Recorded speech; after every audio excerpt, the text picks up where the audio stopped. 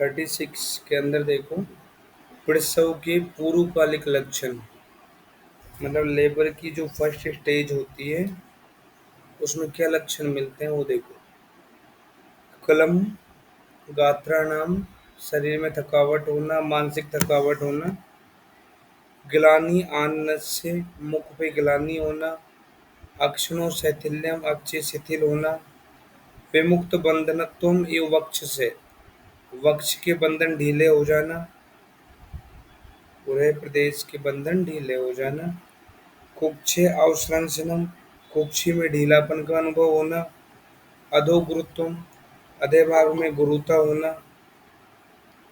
वंक्षण, बस्ती, कटी, कुक्षी, पार्श्व, पृष्ठ, इन सब स्थानों में तोद या वेदना होना।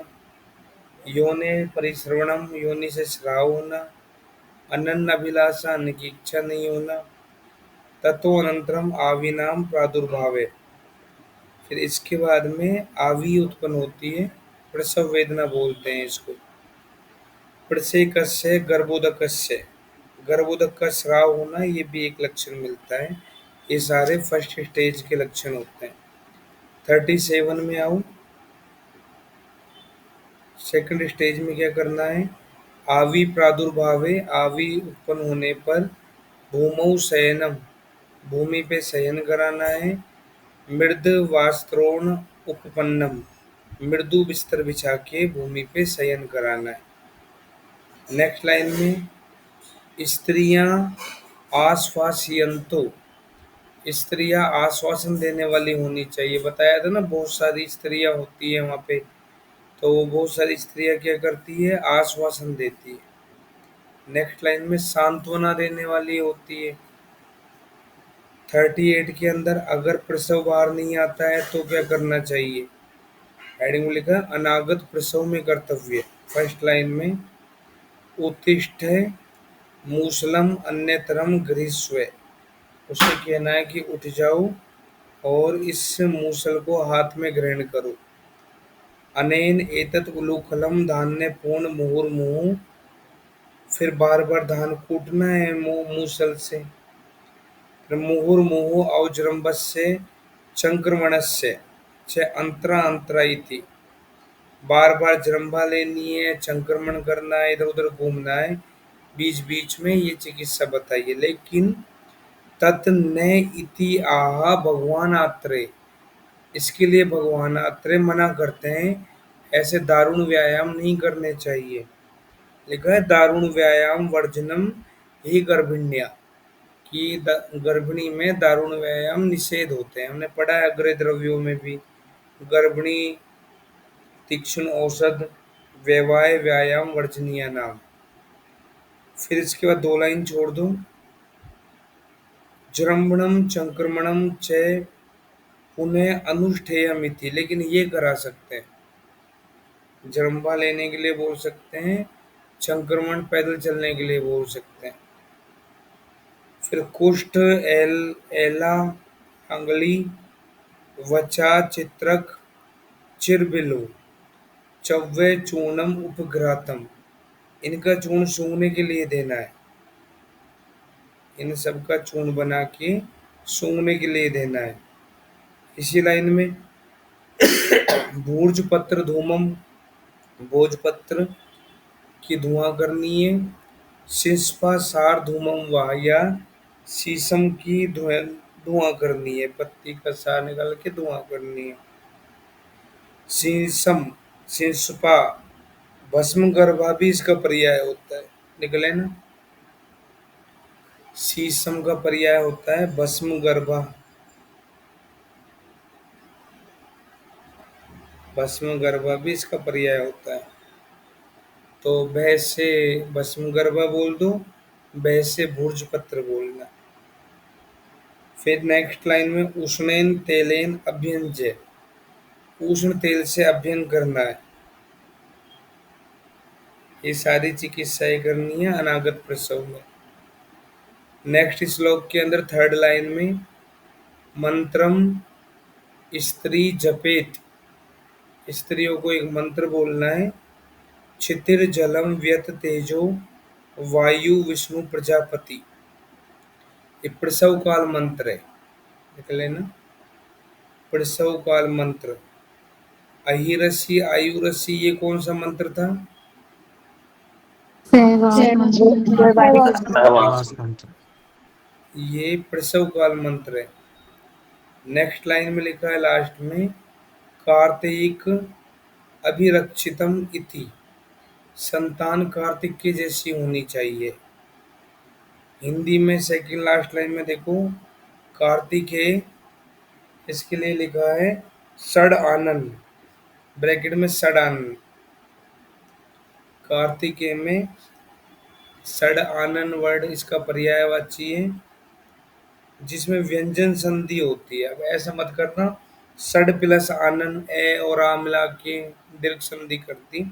संस्कृत में हम ये व्यंजन संधि में पढ़ेंगे, व्यंजन संधि में। नेक्स्ट 40 नंबर का श्लोक। फर्स्ट लाइन में, अनागत आवी माँ प्रवाहिष्टा। माँ का मतलब है मत या नहीं। जब आवी उत्पन्न नहीं होती है तो प्रवाहन मत करना, नहीं करना। या ही अनागत आवी प्रवाहते व्यर्थम एव कर्म भवति। जब अगर कोई अनागत आवी में प्रवाहन करती है तो वो कर्म व्यर्थ हो जाता है, व्यर्थ कर्म हो जाता है अगर कोई अनागत आवी में प्रवाहन करती है तो। प्रजा च अस्या विकृता विकृतिम आपन्ना च, और उसकी संतान विकृत हो जाती है और खुद भी विकृति को प्राप्त करती है।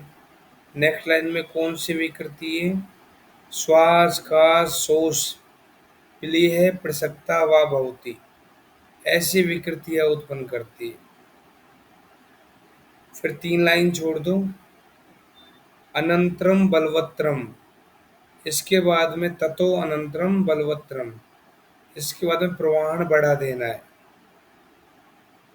प्रवाहमाणायाम स्त्रिय शब्दम कुर्यु, प्रवाह युक्त स्त्रियां क्या शब्द, जब वो प्रवाह करती रहती है गर्भिणी तो स्त्रियां क्या बोलेंगी? प्रजाता प्रजाता धन्यम धन्यम पुत्रम, वो उसको प्रसन्न करना चाहेगी। उत्पन्न हुआ, धन्य हो, पुत्र उत्पन्न हो गया। फिर हर्षेण, हर्ष की वजह से प्रसव सही तरह से संपन्न हो जाता है।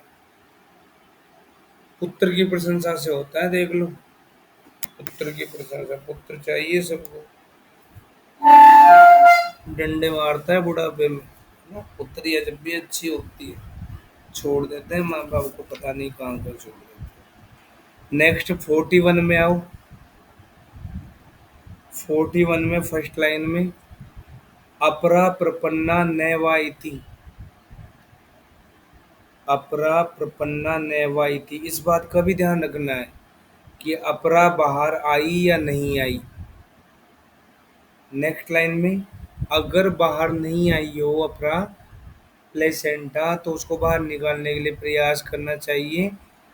दक्षिणेन पाणिना नाभे उपरिष्टात् बलवत् निपीड्य सव्येन पाणिना पृष्ठत उपसंग्रह। दक्षिण हाथ को नाभि के ऊपर रखना है, राइट हैंड को अम्बलाइकस के ऊपर रखना है और लेफ्ट हैंड को बैक साइड में रखना है। ऊपर जोर से ऐसे दबा देना है, कपड़ा बाहर आ जाएगी। फिर एक लाइन छोड़ के पढ़ो, भूर्ज पत्र काचमणि सर्प नर्मोकई सैन्या योनिम धूपियेत। भोजपत्र से, काचमणि से, सर्प की केंचुली से योनि धूपन करना चाहिए। कुष्ठ तालीस कलकम बलवज यूसई मेरे सुरामंडे तीक्ष्णे कुलत्ते व यूसे मंडुक पर्णी पिपली संप्लाके व संप्लाव्य पायेत एनाम, ऐसे आप्लावन द्रव्यों का प्रयोग करना चाहिए। हिंदी में पढ़ोगे संप्लाव्य का मतलब आप्लावन द्रव्य। तो किसकी चिकित्सा में आप्लावन द्रव्य काम में लिए जाते हैं? अपरासंग की चिकित्सा में। अपरा जब बाहर नहीं आए तब। कुष्ठ 40 जैसे द्रव्य हैं, ये स्टार्टिंग याद कर लेना। फिर 2 लाइन छोड़ के, तद आप्लावेन पायेत एनाम सत्पुष्पा कुष्ठ मदन हिंगू सिद्धस्य छ एनाम तेलस्य पिचुम ग्राह्येत। इनका पिचु ग्रहण कराना चाहिए, इनसे सिद्ध तेल का पिचु ग्रहण कराना चाहिए योनि में। ततस्यैव अनुवास्येत, इसी तेल की अनुवासन बस्ती देनी चाहिए।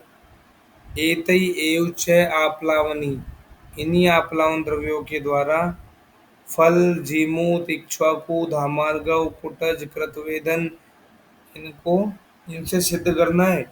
ये मदन जी धावक सारे आगे साथ में हस्ती पिपली और लिख दिया। तो इन सबकी आस्थापन बस्ती देनी चाहिए। किसकी आस्थापन बस्ती दे रहे हैं, किसकी अनुवासन दे रहे हैं, तो पता होना चाहिए। आप्लावन द्रव्यों का प्रयोग करते हैं। नेक्स्ट 42 नंबर का श्लोक। अब प्रसूता की परिचर्या पूर्ण करने के बाद में जो बच्चा जन्म लिया हुआ होता है उसका भी ध्यान रखना है। फर्स्ट लाइन में इसमें बहुत सारे संस्कार करते हैं। तो फर्स्ट संस्कार है, उसका नाम है, सेकंड लास्ट लाइन में 42 में, प्राणानाम प्रत्यागमनम। प्राणानाम प्राण प्रत्यागमन, इस पे 1 नंबर लिख देना। प्राण प्रत्यागमन संस्कार, चरक प्राण प्रत्यागमन बोलता है। फर्स्ट लाइन में जात मात्र, जिसने भी जन्म लिया है उसे। इससे अगली लाइन में उसके क्या करेंगे, कुमार के, अस्मनो संगठनम कर्णियो मूलम, कान की मूल में पत्थर बजाएंगे। शीतोदकेन उष्णोदकेन व मुख परिसेक, शीतल जल से या उष्ण जल से मुख पे परिसेक करते हैं। फिर कृष्ण कपालिका सूर्पेण च एनम अभिनिष्पुणीयु यद यद चेष्ट। कृष्ण कपालिका से हवा करने के लिए बोल रहा है, जब तक श्वास प्रश्वास की क्रिया ठीक नहीं हो जाए। तो पत्थर बजाएंगे तो इसकी श्रवण इंद्रिय जागृत हो जाएगी। शीतोदक उष्णोदक से स्पर्श करेंगे तो स्पर्श इंद्रिय जागृत हो जाएगी।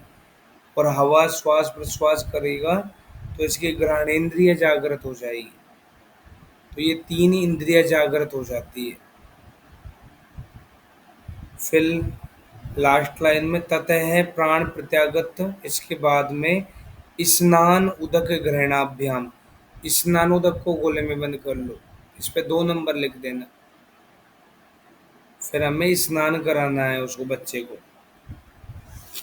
नेक्स्ट श्लोक में 43 के अंदर फर्स्ट लाइन में तालु ओष्ठ कंठ जीवा प्रमार्जन, प्रमार्जन को गोले में बंद कर लो। तो एक क्रम से प्रमार्जन करेंगे। तालु करेंगे सबसे पहले, जैसे देखो सफाई करते हैं तो ऊपर की करते हैं, दीवार की, छत की। फिर फर्श की सफाई बाद में करते हैं। तो तालु पीछे की तरफ है, तालु की करेंगे। ओष्ठ, इसके तालु ओष्ठ हो गया। फिर अंदर की तरफ कंठ और जिह्वा, ऐसे इनकी जिह्वा सरफेस हो गई, फर्श हो गई, कचरा आ जाएगा तो उसको लास्ट लास्ट में हटा देंगे सब जगह से। तो इस सीक्वेंस याद करना, तालु ओष्ठ कंठ जिह्वा। प्रमार्जन पे 3 नंबर लिख देना। अंगुलियां, अंगुली से प्रमार्जन करेंगे। या फिर नेक्स्ट लाइन में कारपास पिचू मतिया, रुई के फोए से करेंगे, कारपास पिचू से करेंगे। फिर उस दूसरी लाइन में देखो शिरस तालु, सिर तालु पर, तालु के शीर्ष पर, कारपास पिचूना स्नेह गर्भेण प्रतिसंचादियेत, प्रतिसंचादियेत पे 4 नंबर लिख दो। तालु पर कारपास का फोया स्नेह में भिगोकर रख दे, स्नेह में भिगोकर रख दे, प्रतिसंचादन करना है। ततो अस्य अनंतरम सैंधव उपहितेन सर्पिसा कार्यम प्रच्छर्दनम, प्रच्छर्दन बोलने में बंद कर लो, 5 नंबर लिख देना। सैंधव सर्पी से वमन कराना है। 44 में ततः कल्पनम नाडिया, कल्पनम नाडिया इसको गोले में बंद कर दो, इस पे 6 नंबर लिख दो। नाभि नाल कर्तन कराते हैं, नाभि नाल छेदन या नाभि नाल कर्तन। अगली लाइन में अष्ट अंगुलम अभिज्ञानम कृत्वा छेदन, छेदन गोले में बंद कर दो या अंडरलाइन कर लो। छेदन शस्त्र कर्म से करते हैं, 8 अंगुल छोड़कर, नाभि से 8 अंगुल छोड़कर काट देंगे, छेदन करेंगे। किससे करेंगे? तीक्ष्णेन रोक्म रजत ऐसा नाम छेदना नाम अन्यतमेन अर्धधारेण छेदिए। तीक्ष्ण सोना, चांदी, लोहा, इनकी जो ब्लेड होती है या कुछ नुकीली अर्धधार वाला शस्त्र हो, उससे छेदन कर्म करेंगे। फिर नेक्स्ट लाइन में लोध्रम मधुक प्रियंगु सुरदारु हरिद्रा कल्क सिद्धेन तेलेन अभियंज्यात। तो ये लोध्र मधु प्रियंगु सुरदारु इतने सारे हरिद्रा ऐसे द्रव्य बताए हैं, इनका कल्क लेना है, उसे तेल सिद्ध करना है, उससे अभ्यंग करना है। तो लोध्रादि तेल से अभ्यंग करना है। चरक यहाँ पे लोध्रादि तेल बोलता है, ये लिख लो वाग्भट में कुष्ठ तेल, वाग्भट में कुष्ठ तेल, कुष्ठ तेल से अभ्यंग करना है। फिर ये लिख लो रस रत्न समुच्चय में सिक्त तेल, रेड और से, रस रत्न समुच्चय में सिक्त तेल, सी आधा कहत है, सिक्त तेल।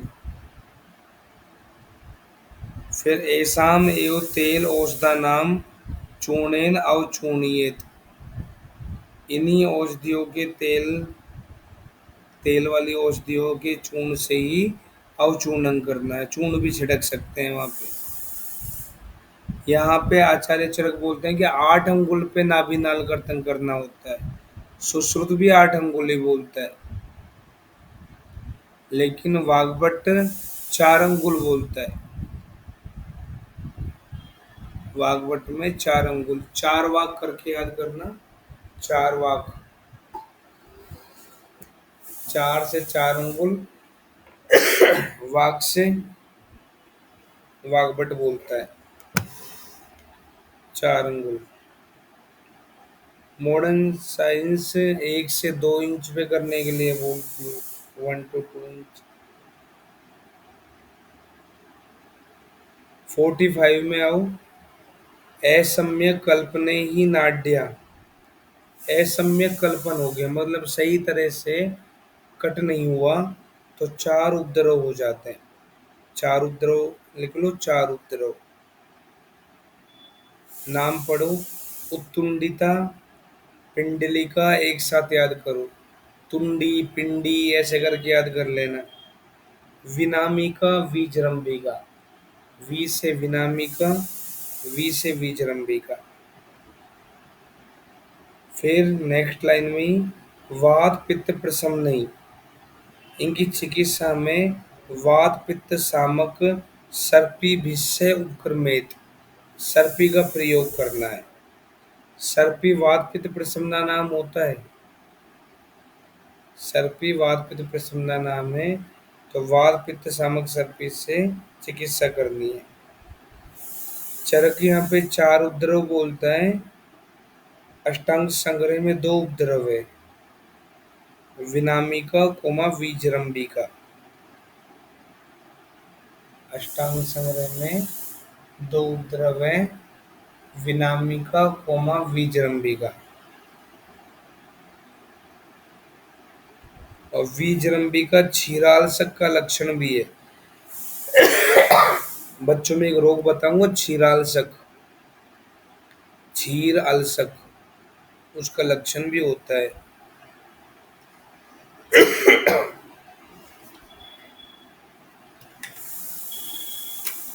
46 में अतो अनंतरम जात कर्म, जात कर्म गोले में बंद करो, 7 नंबर लिख देना 7।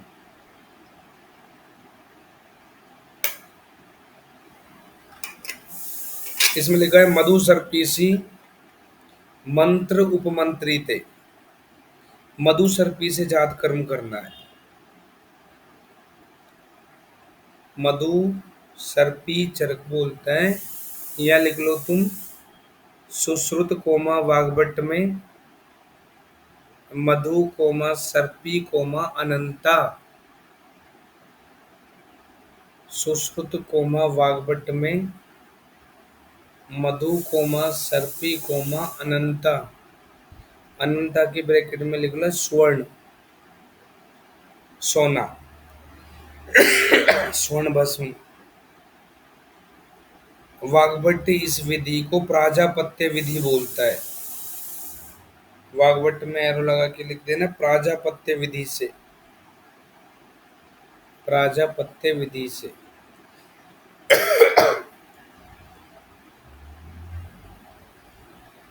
फिर सेकंड लाइन में स्तनमतम ऊर्ध्वम दक्षिणम पातुम पुरस्ताद प्रयच्छेद। पहले दक्षिण स्तन में दूध पीने के लिए बालक को लगाना है। या सीधा सीधा बोलूं दक्षिण स्तन से पहले स्तनपान कराना है। नेक्स्ट 47 में आओ। फर्स्ट लाइन में लिखा रक्षाम विदध्यात, 8 नंबर लिख देना। अब रक्षा विधान का नंबर आता है। एक लाइन छोड़ के अगली लाइन में तंडुल बलि होमे सततम उभय कालम क्रियेता नामकरण है। तो तंडुल बलि होम नामक हवन करना है। कब करना है? नामकरण संस्कार के पूर्व या 10 दिन तक लगातार। हिंदी में पढ़ो तीसरी लाइन में। नामकरण के पूर्व अर्थात 10 दिन तक लगातार दोनों समय तंडुल बलि नामक होम करना है। तो 10 दिन तक तंडुल बलि होम कराते हैं। फिर इसके बाद इस श्लोक में 3 लाइन छोड़ दो। कण कणक कंटक, इस पर अंडरलाइन कर लो। कणक कंटक, कण कंटक की आग, इसकी अग्नि। फिर तिंदुक काष्ठ या तिंदुक की लकड़ी की आग, तिंदुक काष्ठ अग्नि या कण कंटक की अग्नि, ये जलती रहे सूती का आकार में। लिखा है सूती का आकार में जलती रहे। नेक्स्ट लाइन में सुहृदय से अनुजागर्यून दशाहम द्वादशाहम वा। अच्छे मन वाली जो स्त्रियां होती है, बहुत सारी इकट्ठा की थी, उनमें जो अच्छे मन वाली है वो 10 या 12 दिन तक लगातार जागती रहे। 10 या 12 दिन तक लगातार जागती रहे। 48 नंबर में आओ। फर्स्ट लाइन में सूतिका। अगर सूतिका को भूख लगती है तो फिर क्या करेंगे? अब उस सूतिका गर्भ प्रसव के बाद वाली अवस्था होती है। प्रसव के बाद वाली अवस्था को सूतिका बोलते हैं। सूतिका, प्रसूता, प्रजाता, ऐसे नाम आते हैं। अब सूतिका को भूख लग रही है। बुभुक्षिताम विदित्वा स्नेहम पायेत। भूख लगे तो भूखा समझकर स्नेह पान कराना चाहिए। सर्पिस थेलम वसाम मज्जानम वा। चारों में से जो भी सातम में हो उस स्नेह का पान करा सकते हैं। फिर पिपली, पिपली मूल, चव्य, चित्रक, श्रृंगवेर चूर्ण सहितम, ये पंचकोल का चूर्ण लेना है। स्नेहम पीतवत्या, स्नेह पान करा सकते हैं। स्नेह पान कराना है पंचकर्म का। ये पंचकोल, पंचकोल लिख लेना। अब पंचकोल कौन सी यवागु के अंदर थी? इसकी यवागु भी बनाएंगे, अभी थोड़ी देर बाद बताऊंगा। एक लाइन छोड़ के देखो अगली में जीर्णम तु स्नेह, पहले वो स्नेह जीर्ण हो जाएगा। उसके बाद में पिप्पली आदि भी एवं सिद्धाम यवगु, पिप्पली आदि से सिद्ध यवगु का प्रयोग करेंगे। पंचकोल से सिद्ध यवागु देंगे स्नेहपान के बाद में। पंचकोल सिद्ध यवागु, इसका क्या काम होता है बताओ? दीपनीय सुलग्नि।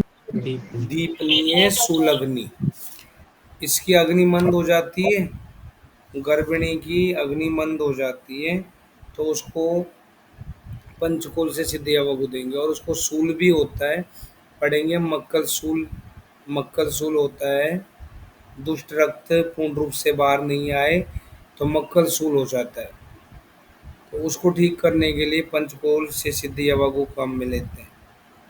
नेक्स्ट लाइन में उभयते कालम, दोनों समय, छह उष्णोदकेन छह परिसेचियेत प्राक स्नेह यवागु पानाभ्याम। तो उष्णोदक से परिसेक कराना चाहिए सुबह शाम। यवागु पान स्नेह यवागु पिलाने से पहले उष्णोदक से परिसेक कराना चाहिए, सुबह शाम दोनों टाइम। पंचरात्रम सप्तरात्रम, 5 दिन या 7 दिन तक फा अनुपाल्य क्रमेण, इन नियमों का पालन करना है। स्वस्थ व्रतम एतावत सूतिकाया, तो ये सूती का स्वस्थ व्रत काल है, हेडिंग में लिखा है सूती का स्वस्थ व्रत काल।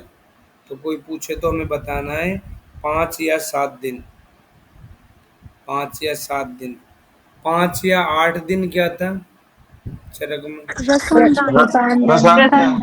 रसांजन। रसांजन का प्रयोग, रसांजन का प्रयोग 5वें या 8वें दिन पे करना है।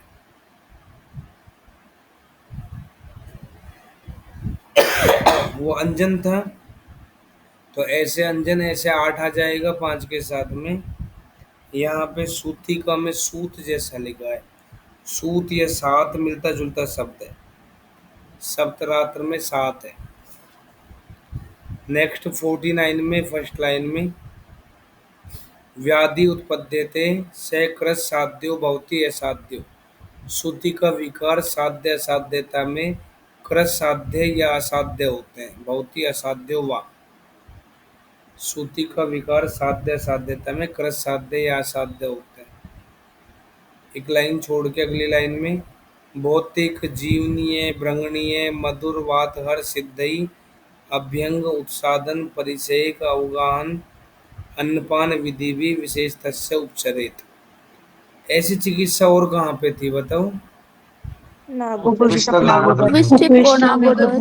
उपविष्टिक और नागोदर, उनके जैसी चिकित्सा करते हैं सूती का विकारों में।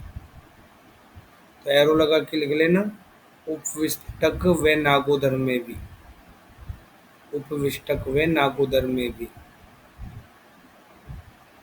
फिर लिखा है विशेष तो ही शून्य शरीरा स्त्रिय प्रजाता भवंती। ये प्रजाता को ब्लैंक कर लो, प्रजाता स्त्री जो होती है अब शून्य शरीर वाली हो जाती है, एक शरीर बाहर निकल गया, उसमें से गर्भ बाहर निकल गया।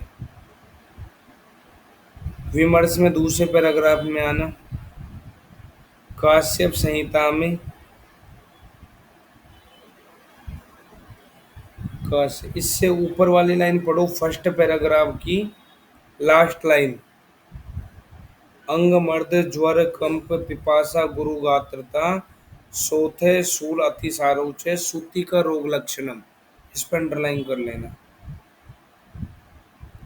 अंग मर्द ज्वर कंप पिपासा गुरु गात्रता सोथे शूल अतिसारो च सूती का रोग लक्षणम, याद करना इस लाइन को। नेक्स्ट पैराग्राफ की फर्स्ट लाइन, काश्यप संहिता में सूती का रोगों में इनको क्या कहा है? दुष्प्रजाता में, दुष्प्रजाता में बोलते हैं इनको। चतुष्षष्टि इति, चतुष्षष्टि मतलब 64 बताएं, 64 लिख लेना। और ऐसे लिखना है कि ज्वर प्रधान, इनमें ज्वर प्रधान होता है, इनमें ज्वर प्रधान होता है। 64 होते हैं विमर्श में, लास्ट थर्ड लाइन में, संक्षेप में, मिथ्यार विहार, अति अवतर्पण, ब्रैकेट में सुश्रुत। ये दो निदान सुश्रुत के अनुसार है। और शरीर शून्य होना ये चरक वाला है। तो ऐसे करके तीन निदान होते हैं, श्रुतिकर होके तीन कारण होता है।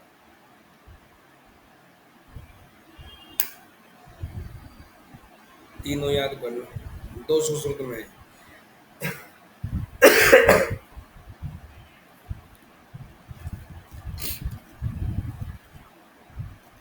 इसके बाद में नेक्स्ट श्लोक का फर्स्ट लाइन में 10 में तू एहनी, 10वें दिन।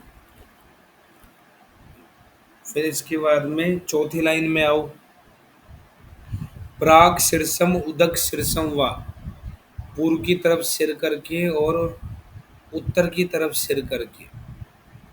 कुमारस्य पिता द्वे नामनी कार्येत, कुमार का पिता दो तरह से नामकरण करता है, एक नाक्षत्रिकम नाम और दूसरा अभिप्रायिकम नाम। नामकरण संस्कार कब किया जाता है चरक के अनुसार? 10वें दिन।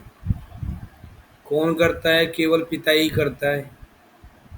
दो तरह के नाम बताएं, एक नाक्षत्रिक नक्षत्रों के अनुसार और दूसरा अभिप्राय के अनुसार। लिखा है अभिप्रायिकम, अभिप्रायिक को गोले में बंद कर लो। घोषवत, पहला वर्ण इसका घोष है, घोष पे वन नंबर लिख देना। अंतस्थ लिखा है उस पे 2 नंबर लिख दो। और ऊष्म अंतम, ऊष्म पे 3 नंबर लिख देना। शॉर्ट में GAU लिख लेना, GAU गुजरात आयुर्वेद यूनिवर्सिटी। जी से घोष, ए से अंतस्थ, यू से ऊष्म। तो ये क्रम से होने चाहिए। वाह अवृद्धम ज्यादा बड़ा नहीं होना चाहिए। अब इस पे कुछ नंबर तो लिख दिया, इसका ऐसे तो ये है, लेकिन इस पे कुछ नंबर लिखा है, उसका मतलब नीचे जाके देखो, वृद्ध थोड़ा बड़ा होना चाहिए। इस श्लोक में तो लग रहा है बड़ा नहीं होना चाहिए, यहाँ बोल रहा है बड़ा होना चाहिए। त्रिपुरुष अनुकम अवतिष्ठितम, 3 पुरुष के नाम का अनुकरण करने वाला, जिसमें खुद का नाम भी आए, पिता का नाम भी आए या दादाजी का नाम भी आए। जैसे एक नील, नितिन, मुकेश, ऐसे होता है। बहुत जैसे अलग अलग होते हैं। जैसे अब इधर तुम कोई अगर केरला जानते हो ना, केरला की तरफ जो लोग होते हैं ना, उनके जो नाम होते हैं, तो उनमें क्या होता है, खुद का नाम लिखा होता है, फिर शॉर्ट में लिखा रहता है DS, MS, BS, ऐसे। तो जो पहला वर्ड होता है वो फादर का नेम होता है। और जो जैसे अभी हमारे यहाँ पे एक सर है ना, उनका केरला के, उनका नाम है अनु MS, है ना, अनु MS। तो अनु जो है वो उनका खुद का नाम है।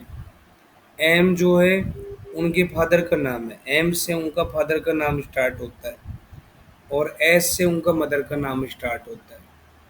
तो इसमें 3 लोगों का नाम आ गया। ऐसे ही अलग अलग जगह पे सरनेम लग जाता है कहीं पे। तो ऐसे 3 पुरुष के नाम के लिए बोल रहा है। नक्षत्रिकम, नक्षत्र को ब्लैंक कर लो। नक्षत्र देवता, नक्षत्र देवता समान, नक्षत्र देवता के आधार पे होता है। द्विअक्षरम चतुरक्षरम, या जैसे बोल दिया हरि ओम, दोनों को जोड़ दिया, हरि ओम बन गया। 4 अक्षर का भी बन गया, 2 अक्षर का भी बन गया। अश्विनी, अश्विनी क्या है? नक्षत्र है। अश्विनी 4 अक्षर का नाम बन गया। तो ऐसे 2 तरह के नाम होते हैं। लेकिन अभी हमें ये समझना है कि घोष में क्या आता है, अंतस्थ में क्या आता है, उसमें में क्या आता है। सब माहेश्वर सूत्र पढ़ के आए हुए संस्कृत के अंदर, वही बातें हैं ये। इसमें है ना, तुम हिंदी में 10-12 लाइन छोड़ के पढ़ो। हिंदी में 10-12 लाइन छोड़ो,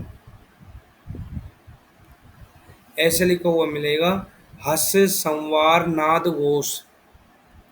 हस है, हस प्रत्याहार के वर्ण माहेश्वर सूत्रों से बनते हैं ये।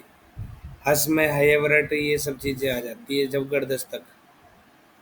हस प्रत्याहार के वर्ण आएंगे घोष में, घोष पे अंडरलाइन कर लो, हस पे अंडरलाइन कर लो। संस्कृत में पढ़ाऊंगा तुम्हें ये सारी बातें। दो लाइन छोड़ के, यणो अंतस्था, अंतस्थ इसमें यण आता है।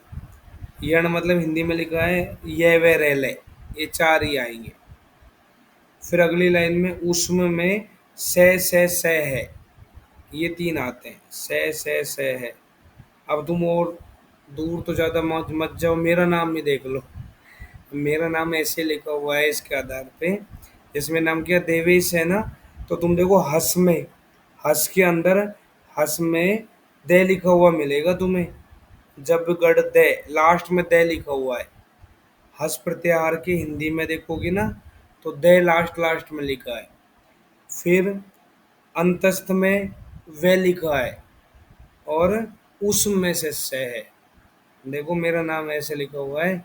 अभी मेरा नाम जो है वो अभिप्रायिक नाम से सिद्ध होता है। अब तुम्हारा पता नहीं, टुनटुन लाल, पुनपुन लाल, क्या क्या नाम है। मेरा नाम सही है, ऐसे नाम होने चाहिए। लेकिन अब बदलना मत, जो रख दिया रख दिया, है ना। लेकिन तुम आगे अपने घर में किसी का नाम रखो ना, तो चुन्नी बाई, मुन्नी बाई ऐसे मत रखना, ऐसे रखना, नाम भी अच्छे होते हैं। विमर्श में आओ। विमर्श के अंदर फर्स्ट लाइन में लिखा है चक्रपाणि ने 10वें दिन नामकरण का विधान बताया है। ये भी 10वां दिन बोलता है। सुश्रुत ने भी 10वां दिन बताया है। लेकिन सुश्रुत में क्या लिखा है, 10 में एहनी माता पितरौ, 10वें दिन माता पिता दोनों नामकरण करते हैं। चरक में तो पिता को ही बोल रहा है। सुश्रुत समझदार है, दोनों को चांस देना चाहिए। नेक्स्ट लाइन में मनु भी 10वें या 12वें दिन नामकरण के लिए बोलता है। यहीं पास में लिख लो तुम, अष्टांग हृदय एरो लगा के 10 दिन पूर्ण होने पर, 10 दिन पूर्ण होने पर अष्टांग संग्रह 10 या 100 दिन या 1 वर्ष, 10वें दिन या 100वें दिन या 1 वर्ष पूर्ण होने पर, ऐसा अष्टांग संग 1 वर्ष में नाम बदल सकते हो तुम। नेक्स्ट श्लोक में हेडिंग में देखो, दीर्घायु बालक के लक्षण। दीर्घायु बालक के लक्षण फर्स्ट लाइन में, 51 में फर्स्ट लाइन में नामकरण के बाद में आयु से है प्रमाण ज्ञान हेतु, इस पर अंडरलाइन कर लेना।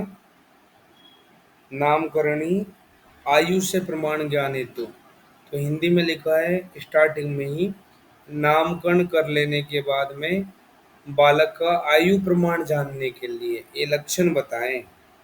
फिर 2 लाइन छोड़ देना। फिर अगली लाइन में देखो, वलीभम अर्ध चंद्राकृति ललाटम, ललाट पे वली हो, वली बन रही हो, रेखा जैसी प्रतीत हो, तो ये दीर्घायु बालक का लक्षण है। फिर तुम 6 लाइन छोड़ दो, 6 लाइन छोड़ो। विप्रकृष्ट अंतरो स्तनों, अगर दोनों स्तनों के बीच में स्पेस है तो भी दीर्घायु है। फिर इससे अगली लाइन में महत उपचितम पाणिपादम, हाथ पैर अच्छे से उपचित है। स्थिरा वृत्ता स्निग्धा ताम्रा तुंगा कुर्माकारा करजा, करजा को ब्लैंक कर लो। करज मतलब जो करज से जन्म लेता है, नाखून। करज का मतलब है नाखून। स्थिर होते हैं, वृत्त है, अच्छे हैं, स्निग्ध है, ताम्र वर्ण के हैं, तुंग है उठे हुए, कूर्म आकार, कछुए के जैसे आकृति वाले हैं। कछुए की पीठ ऐसे उठी हुई होती है ना, हमने कक्ष भी का प्रमेय पीड़िका पढ़ी थी, ऐसे ही। तो नाखून ऐसे अच्छे होते हैं। अगर नाखूनों में कोई प्रॉब्लम हो जाती है तो उसको चेक करने के लिए जनरल एग्जामिनेशन करते हैं, तो एक टेस्ट होता है जिसे हम क्लबिंग बोलते हैं। लिख लो, CLUBBING, CLUBBING, for nail examination, for nail examination by SCHAMROTH, Schamroth sign, SCHAMROTH sign, Schamroth sign check करते हैं। इसमें देखो क्या होता है, जैसे तुम अपने दोनों ये थंब के अंगूठे को थंब जो है इनके नाखून को पास में लेके आना, ऐसे देखोगे ना, तो दोनों नाखूनों के बीच में हमें एक डायमंड शेप स्ट्रक्चर नजर आ जाती है।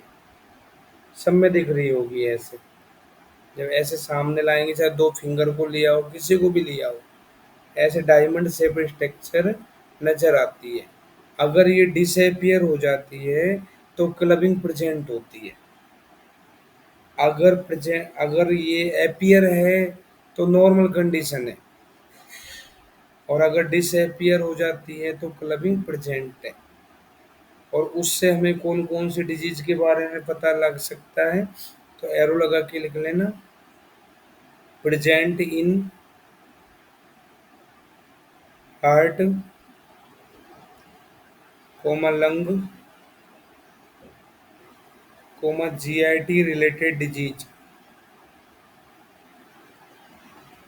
ऐसी डिजीज होती है, फिर हम सोचेंगे अब सिस्टमिक एग्जामिनेशन में CVS का एग्जामिनेशन करना है, या फिर हमें रेस्पिरेटरी सिस्टम का एग्जामिनेशन करना है, तो वहां तक पहुंचने के लिए ये एक हमारे लिए बेस होता है, क्लबिंग अगर मिल जाए तो। नेक्स्ट, प्रदक्षिण आवर्ता से उत्संगा च नाभि, नाभि को ब्लैंक कर लो। नाभि कैसी होनी चाहिए, दक्षिण आवर्त और उत्संग होनी चाहिए, राइट साइडेड फोल्ड होनी चाहिए, कोल्ड होनी चाहिए, उठी हुई होनी चाहिए। उरे त्रिभागहीना समा सम उपचित मासा कटी, कटी को गोले में बंद कर लो। उरे का 1/3 होनी चाहिए, उरे प्रदेश का 1/3 भाग। फिर एक लाइन छोड़ के अगली लाइन में, एणी पदे प्रगुण शिरा अस्थि संधि जंगा, जंगा ब्लैंक कर लो। जंगा जो है नी जॉइंट से नीचे का भाग होता है एंकल जॉइंट तक का, जिसमें टीबिया फिबुला आती है। तो ये हिरण के पैर जैसा होना चाहिए, जैसे हिरण फुर्ती से दौड़ता है ऐसे ही होना चाहिए। फिर गूढ़ शिरा अस्थि संधियां अच्छी मजबूत होनी चाहिए, अस्थि शिरा संधियां। न अति उपचित न अति अपचित गुल्फ होना चाहिए, गुल्फ को ब्लैंक कर लो। न अति उपचित न अति अपचित। परु उपदिष्ट गुणों कूर्माकारो, परु के ऊपर का भाग भी जो है कूर्म की जैसी आकृति का होना चाहिए। पैर का ऊपरी भाग, पर उपदिष्ट मतलब पैर जो अपना ऐसे ही तो है, नीचे फुट देख लो, एंकल जॉइंट से आगे वाला जो पार्ट फुट है तो कछुए की पीठ जैसा उठा हुआ है। तो ये सारे दीर्घायु बालक के लक्षण होते हैं। नेक्स्ट 52 नंबर के श्लोक में आओ। 52, अतो धात्री परीक्षा, अब धात्री की परीक्षा करनी है। समान वर्णा यौवनस्थाम, समान वर्ण वाली होनी चाहिए, युवावस्था वाली होनी चाहिए। जैसा मतलब ब्राह्मण क्षत्रिय वैश्य शूद्र जिसको जैसे धात्री चाहिए वो अपने वर्ण के अनुसार नियुक्त कर ले। फिर आगे लिखा है अजुगुप्सिताम, अजुगुप्सिताम कुछ भी नहीं छुपाने वाली हो। स्निग्धो अजुगुप्सु बलवान, किसका गुण बताया था, परिचारक, परिचारक। परिचारक। परिचारक का बताया था। स्निग्धो अजुगुप्सु बलवान, सुश्रुत ने। तो अजुगुप्सु गुण वाली धात्री भी होनी चाहिए, कुछ नहीं छुपाए ऐसी धात्री होनी चाहिए। नेक्स्ट लाइन में कुले जाताम वत्सलाम एरोगाम जीवेत वत्साम पुमत्साम, अच्छे कुल में जन्म ली हुई होनी चाहिए, वात्सल्य से पूर्ण होनी चाहिए, रोग रहित होनी चाहिए, उसकी संतान जीवित रहने वाली होनी चाहिए, और साथ में पुंवत्साम, संतान पुत्र होनी चाहिए। ऐसी धात्री अच्छी बताई है। 53 नंबर का श्लोक। 53 स्तन संपत, अच्छा स्तन कौन सा होता है? जो प्रसूति स्त्री जो होती है उसके कौन से स्तन अच्छे होते हैं बच्चे को दूध पान कराने के लिए? देखो, न अति ऊर्ध्वो न अति लंबो, उसके स्तन उठे हुए नहीं होने चाहिए, लंबे नहीं होने चाहिए।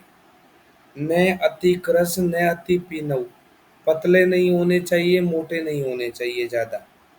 युक्त पिपलकौ सुख प्रपानो, उन जो स्तन होते हैं तो वहां पे निप्पल्स जो है वो ठीक से रहने चाहिए, जिससे बच्चा सुख पूर्वक दुग्ध पान कर सके। तो ये स्तन संपद बताएं, अच्छे स्तन होते हैं ये। अगर मान लो इनके विपरीत हो जाए तो क्या हो सकता है? देखो, विमर्श में पहली लाइन में सुश्रुत बोलता है तत्र ऊर्ध्वस्तनी करालम कुर्यात, ऊर्ध्वस्तनी है जिसके स्तन ऊपर उठे हुए हैं तो बच्चे को कराल रोग हो जाता है, याद रखना। ऊर्ध्वस्तनी की वजह से कौन सा रोग होता है बच्चे को? कराल, मुख का रोग है, दांतों का रोग है। फिर लंबी स्तनी है जिसके स्तन लंबे हैं तो लंबी स्तनी नासिका मुखम छादित्वा मरणम आपा, मरण होता है। लंब में मैं के नीचे अंडरलाइन कर लो, लंब में मैं के नीचे अंडरलाइन करना, मरण में मैं के नीचे अंडरलाइन करना। तो लंबी स्तनी की वजह से मरण होता है, क्योंकि लंबे स्तनों की वजह से बच्चे की नाक और मुख दब जाते हैं, इस वजह से मृत्यु हो जाती है उसकी। फिर लिखा है कराल अर्थात बड़े बड़े दांत वाला पुत्र, ऐसा बच्चा हो जाता है।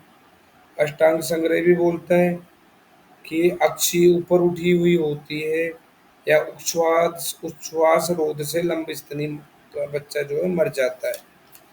नेक्स्ट 54 में आओ। अब हम पढ़ेंगे स्तन्य संपद।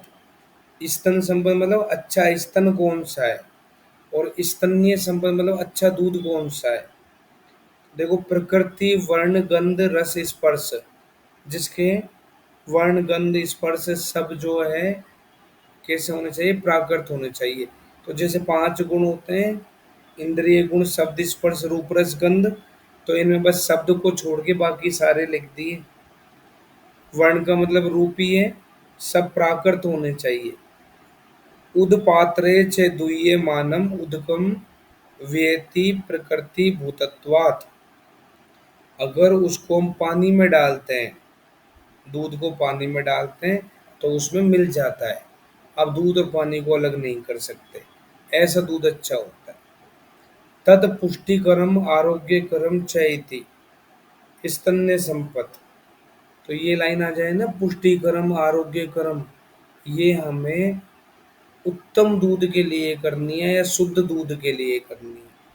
शुद्ध दूध का लक्षण है ये।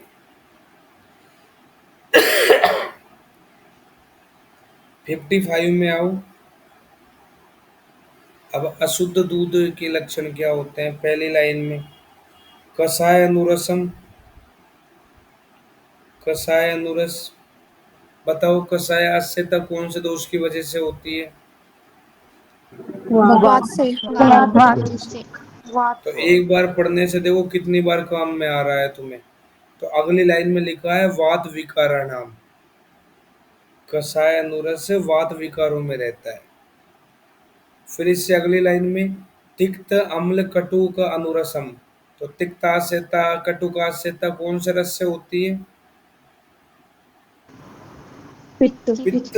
पित्तज में। तो लिखा है देखो कुणप रुधिर गंधिम पित्त विकाराणाम, तो ये पित्त विकार में करना है। कुणप रुधिर गंधि पे भी अंडरलाइन कर लेना, पित्त की वजह से। सड़े हुए मुर्दे के समान गंध आना। फिर इसके बाद में कंटिन्यू पढ़ते रहो। मधुर्य उपन्नम, मधुरास्यता। लवण अनुरसम, लवणास्यता। श्लेषम विकाराणाम, कफज विकारों में होती है। तो मैंने तुम्हें वैसे तो लवणास्यता किस में बताई थी, बताओ? रक्त रक्तज में। रक्तज विकारों में। अगर रक्तज विकार लिखा हुआ नहीं मिले तो कफज विकार कर सकते हो। नेक्स्ट आ जाओ। तो मतलब तीनों दोषों से स्तन्य दुष्टि हो सकती है। 56 नंबर के श्लोक, फर्स्ट लाइन में त्रियाणाम अपि क्षीण दोषाणाम, अंडरलाइन कर लो। क्षीण दोष 3 होते हैं, लेकिन हमें अगर क्षीण दोष आंसर करना है तो क्या करोगे बताओ? आठ। आठ। आठ। 8 होते हैं क्षीण दोष, जो हमने कहाँ पे पढ़े थे? अष्टोदरीय अध्याय में। तो यहाँ लिख लो क्षीण दोष 3 या 8, और पहला आंसर 8 करना। 3 या 8, पहला आंसर 8। इसी फर्स्ट लाइन में यथा स्वम यथा दोषम च वमन विरेचन आस्थापन अनुवासनानी, तो ऐसे क्षीण दोष हो तो हमें उनका शोधन कराना है। यथा स्वम यथा दोषम, कफ है तो वमन, पित्त है तो विरेचन, वात है तो बस्तियों का प्रयोग, आस्थापन अनुवासन का प्रशमनाय भवंती। उसके बाद हम प्रशमन चिकित्सा करेंगे। फिर इसके बाद एक लाइन छोड़ के अगली लाइन में आओ। पाठा महोषध सुरदारू, बताओ कौन से महाकषाय के द्रव्य हैं? स्तन्य शोधन। स्तन्य शोधन, तो लिख लो स्तन्य शोधन महाकषाय। ये सारे लिखे हुए हैं आगे तक, सारी वा तक, तो शॉर्ट में लिख लो तुम तो। स्तन्य शोधन महाकषाय, स्तन्य दुष्टि हो गई तो स्तन्य शोधन महाकषाय का प्रयोग करेंगे। कषाया नाम से पानम प्रशस्यते, इनका कषाय बना के पान कराएंगे। फिर लिखा है नेक्स्ट लाइन में तिक्त कषाय कटुक मधुरा नाम द्रव्याणाम उपयोगे, कटु तिक्त कषाय या मधुर द्रव्यों का प्रयोग करेंगे। लेकिन मधुरा नाम पे कुछ नंबर लिखा होगा, फिर नीचे जाके देखो ऐसे लिखा है तिक्त कषाय कटुक प्रायाणाम। मधुर को हम ऑप्शन के हिसाब से हटा सकते हैं, क्योंकि ये कब को बढ़ा सकता है मधुर। तो कटु तिक्त कषाय कब को शांत करेंगे, यह स्तन्य शुद्धि करते हैं। तो ऑप्शन में अगर ऐसे आ जाए तिक्त कषाय कटुक और मधुर में से कौन सा नहीं है, तो मधुर हटा दो। ऐसे आ जाए कषाय कटुक मधुर और अम्ल आ जाए ऑप्शन में, तो अम्ल हटा दो। ऑप्शन के हिसाब से देख लेना। फिर इसके बाद में नेक्स्ट 57 में आओ। क्षीर जननानी तू, अब स्तन्य कम पड़ रहा है, माता का दूध ही नहीं बन रहा, तो फिर उसको बढ़ाना है, तो फिर क्या करेंगे? स्तन्य जनन महाकषाय काम में लेंगे, बताऊंगा अभी। तो लिखा है मध्यानि सीधु वर्ज्यानि, अंडरलाइन कर लो। सीधु को छोड़कर सभी मध्य का प्रयोग करेंगे। और ऐसे सोचना, सीधु से मतलब सीधे, सीधा से क्या होता है? अंत हो जाता है। हमने याद किया था ना सीधा अंत, मतलब सीधु कौन कौन से ऋतु में बताइए? वसंत और हेमंत। बसंत और हेमंत। तो हमने सीधा अंत करके याद किया था, वो सीधा अंत यहाँ भी बोल दो। सीधु से अंत हो जाता है, इसलिए यहाँ पे हमें सीधु नहीं लेनी। अगली लाइन में देखो मधुर अम्ल लवण भूयिष्ठ आहार, इनका प्रयोग करेंगे। कब को बढ़ाएंगे? कब जो है दूध के जैसे समान धर्मी होता है। इसी लाइन में आगे देखो वीरण षष्ठिक साली, ये कौन सा महाकषाय है? स्तन्य जनन। तो लिख लो यहाँ पे स्तन्य जनन महाकषाय। स्तन्यजन्य महाकषाय का प्रयोग करेंगे स्तन्य कम बनने पे। कषायाणाम च पानमिति, इसका कषाय का पान कराएंगे। विमर्श में फर्स्ट लाइन में लिखा है काश्यप संहिता में, विमर्श में फर्स्ट लाइन में काश्यप संहिता में 2 लाइन छोड़ के देखो, मध्यानि सीधु वर्ज्यानि, कोमा लगा दो, सीधु को छोड़ के सभी मध्य का प्रयोग। साकम सिद्धार्थक कृते, सिद्धार्थक को छोड़ के सभी साक का प्रयोग। वराह माहिसात ऊर्ध्वम मासात अन्य रसोहितम, तो इनका मांस छोड़ के अन्य रस हितकारी होता है। वराह का मांस नहीं लेना और माहिस का मांस नहीं लेना, बाकी अन्य मांस रस लेने। लहसुना नाम पलांडु नाम सेवनम, लेकिन इनका सेवन कराना। अब ऐसे मत कर देना लहसुन पलांडु को छोड़कर, लहसुन पलांडु तो लेना है। फिर लिखा है क्रोध अद्वय भय शोक, इनका भी वर्जन बताया है, ये भी नहीं करने चाहिए। इसके बाद नेक्स्ट श्लोक 58 में आओ, लिखा है वही इंद्री ब्राह्मी सतवीरिया सहस्त्रवीरिया, वही प्रजा स्थापन महाकषाय के द्रव्य, लिख लो प्रजा स्थापन महाकषाय के द्रव्य। इन औषधियों का प्रयोग करेंगे, जो भी उपलब्ध हो जाए इन 10 औषधियों में से, एक भी ले सकते हैं, सब है तो सब ले सकते हैं। इन औषधियों को धारण करके, लिखा है कुमारम प्रागमुखम, कुमार का मुख पूर्व की तरफ होना चाहिए, कुमार का मुख पूर्व की तरफ होना चाहिए। प्रथमम दक्षिणम स्तनम पाइये, और पहले ऐसे पूर्व मुख बैठकर, बालक को ऐसे नहीं, पूर्व मुख बैठकर, वो जो माता दूध पान कराएगी तो वो उसका मुख पूर्व की तरफ है। हिंदी में देख लो सेकंड लास्ट लाइन में, पूर्व मुख बैठकर बालक को दक्षिण स्तन का दुग्धपान कराए, धात्री, पहले दक्षिण स्तन से दुग्धपान कराना है। नेक्स्ट 59 में कुमारागार का वर्णन, कुमारागार रखना है बच्चों को घूमने फिरने के लिए। कैसा होता है ये, वास्तु विद्या कुशल प्रशस्त घर होता है जो निवात होता है, और प्रवात एक देशम, एक स्थान प्रवात के लिए होता है। निवातम प्रवात एक देशम, ऐसी लाइन और कहाँ पे आई थी बताओ? आतुरालय के लिए। आतुरालय के लिए। आतुरालय का रेफरेंस बताओ? चरक सूत्र 15। चरक सूत्र 15। चरक सूत्र 15। आतुरालय में भी ये लाइन थी और कुमारागार में भी है, निवातम से प्रवात एक देशम वास्तु विद्या सुकुशलम। इसके बाद में 61 नंबर के श्लोक पे आओ, धूपन द्रव्य, धूपन भी करना है कुमारागार में।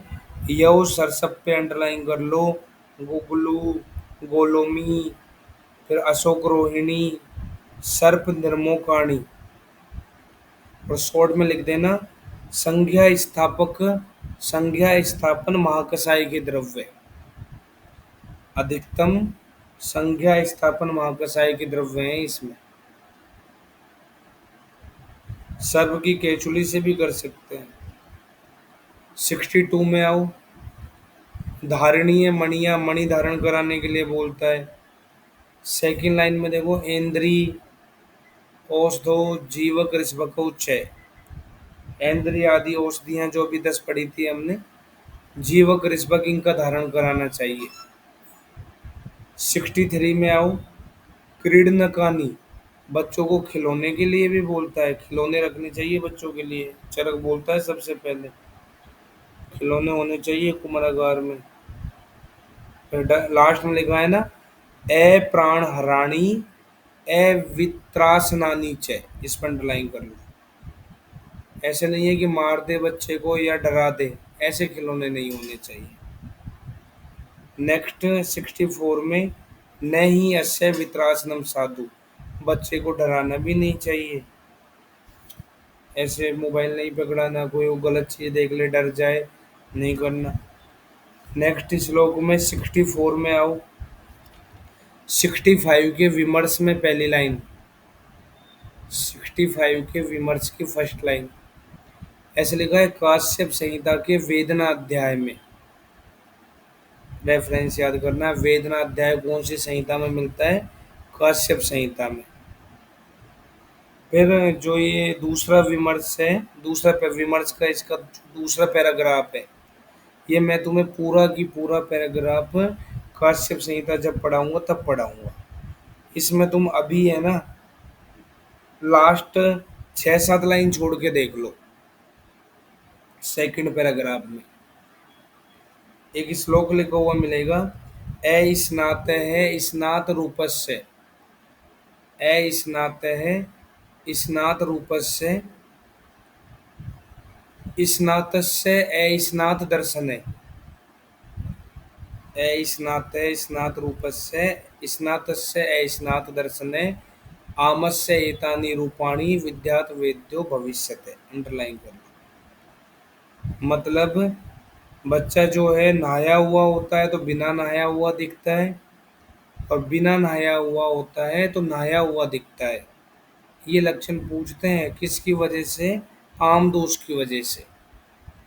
ये आम दोष का लक्षण है, नहाया हुआ बिना नहाया हुआ, और बिना नहाया हुआ दिखता है। बाकी तो मैं पूरा बाद में पढ़ाऊंगा तुम्हें। 69 नंबर के श्लोक पे आओ।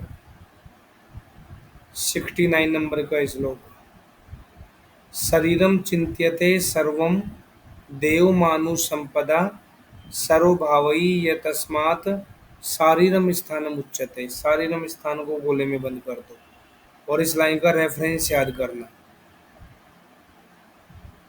इस शरीर स्थान की निरुक्ति है, इसमें देव संपत मानुष संपत दोनों के बारे में विचार किया गया है। रेफरेंस याद करना इस लाइन का। तो ये अपना शारीरिक स्थान कंप्लीट हो गया।